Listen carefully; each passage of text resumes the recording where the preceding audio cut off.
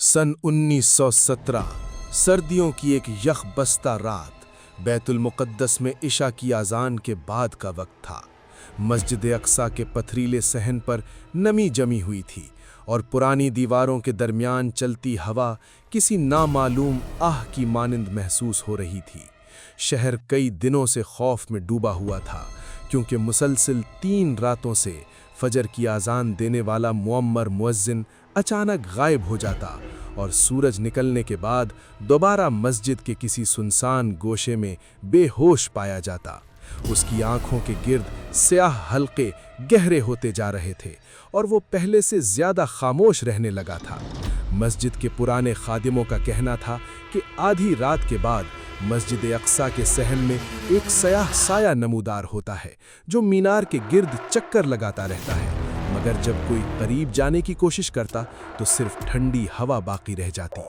बैतुल मुक़द्दस के गली कूचों में ये अफवाह फैल चुकी थी कि मस्जिद के नीचे मौजूद कदीम सुरंगों में कोई पुरअसरार राज दोबारा बेदार हो चुका है।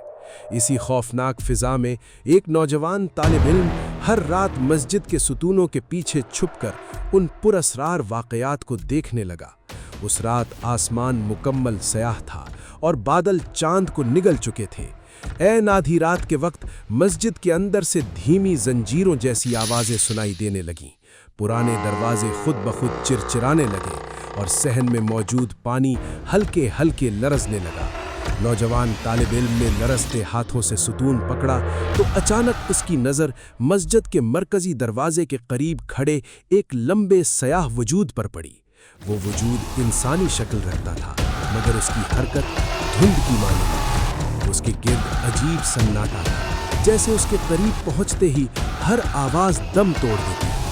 कुछ लम्हों बाद वो साया आहिस्ता आहिस्ता मीनार की तरफ बढ़ने लगा और उसी वक्त दूर कहीं से आज़ान की मधम और टूटी हुई आवाज़ सुनाई दी। नौजवान के जिस्म में सर्द लहर दौड़ गई, क्योंकि वो आवाज़ उसी गुमशुदा मुअज्जिन की महसूस हो रही थी। जब वो खौफजदा होकर मीनार की तरफ बढ़ा तो पथरीली सीढ़ियों पर ताज़ा कदमों के निशानात दिखाई दिए, जो अचानक दीवार के करीब जाकर ख़त्म हो जाते थे। फिज़ा में पुरानी मिट्टी, नमी और किसी जली हुई चीज़ की बू फैल चुकी थी।